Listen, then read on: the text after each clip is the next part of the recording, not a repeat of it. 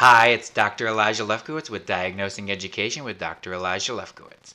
I want to talk about a special one today about since we're right in the middle of the coronavirus, and yeah, I said the coronavirus, and I'm putting this on YouTube.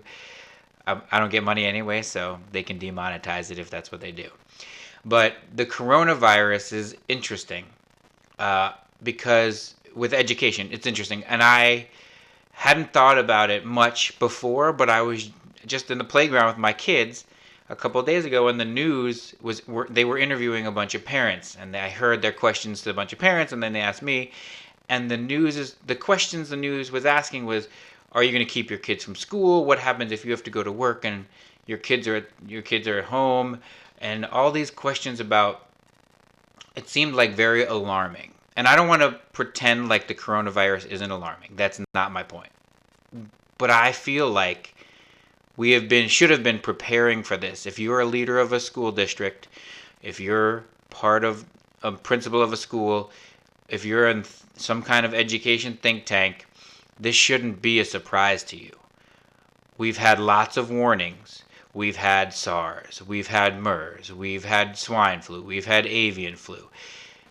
This is not a new thing, and if we're running around like a chicken with our heads cut off now, we haven't learned our lesson yet. I think we really need to learn the lesson of being prepared. So schools have hurricane days built in Florida.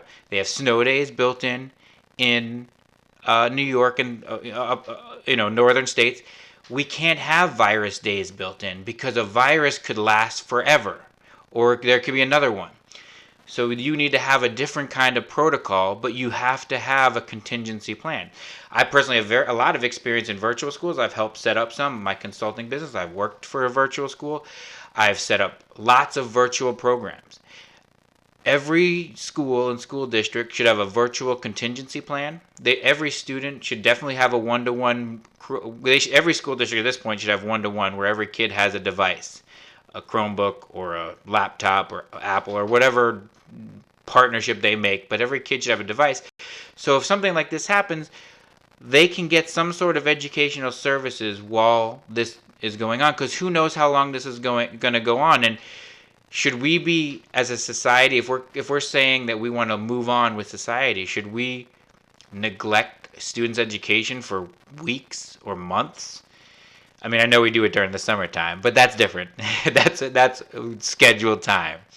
But we really should have been prepared for this, and anybody who is not, which seems like everybody isn't, has not been paying attention. If I were the administrator of a school, I would have been pounding the table for the district to do something a long time ago.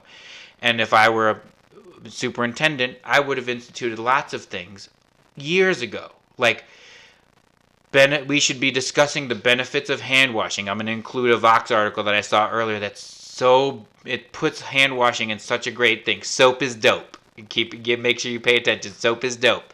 It's a really good article, and it tells you how much better soap is than hand sanitizer. Everybody uses hand sanitizer, but that's not, and that's what's at every school. But we should really be educating kids about whole life, right? We should wash our hands. Teachers should encourage students to wash their hands regularly, before lunch, after lunch. Washing hands, not touching each other's faces. When I was at a middle school, kids would sneeze on each other and touch each other and things like that. Those are things that kids should be not written up for, but definitely discussed about. But we just ignore it as if it's not going to cause any problem. And now look where we are, right? So I think coronavirus is serious. I think education has to respond now at this point without any prior planning, and they're going to probably cancel schools everywhere. I would hope that in their planning they use virtual, and I'm here to help. I can consult. I've set up virtual programs. I've been a virtual teacher. We can continue education. We can continue society while this virus is going around, and trust me, there's going to be more viruses. This is part of climate change or whatever, regardless of your view on climate change. I don't want to alienate any viewers. Regardless of your view on climate change, the world is getting hotter. However you want to think about it, it's objectively getting hotter. And that's going to bring more different types of diseases and have them linger longer. And even so, the flu and all these things evolve. Schools should have been preparing for this. This is not out of the blue, and I feel like everybody's acting as if it's out of the blue. We need to institute multiple programs so students can get access to school even if they're not at school. I do agree that closing down the physical buildings is probably the best way to go. However, there should be access to education and ways that students can get online and get to work. It's unbelievable to me the amount of sheer panic that we're going through all over this place, and it's scary. I get it. But in a year, I believe society will be going on, right? So we need to treat this as just a blip and continue on and not stop, right? So, okay, let's take a hurricane. Here's the difference, right? A hurricane happens. You miss a few days of school. Everybody cleans up. The houses are destroyed. It happened here in Fort Myers with Irma. The houses are destroyed, but kids have to go to school. That's where they need to go while the parents clean up, get their job, get everything back in order, and the kids go to school and get their learning, because they can't really assist with that kind of stuff. They're not equipped for that. So they go to school and they learn. But that's a short-term thing. A virus could last for a long time, and it's not okay to just say we're going to cancel school indefinitely. There should be contingency plans, and there should have been planning for years.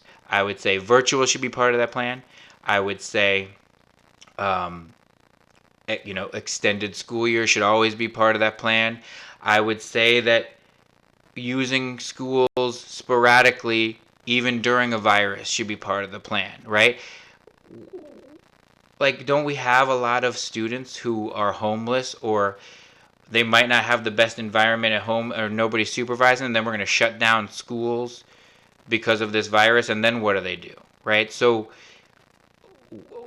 we're not really thinking about the bigger picture, and we're reacting instead of acting.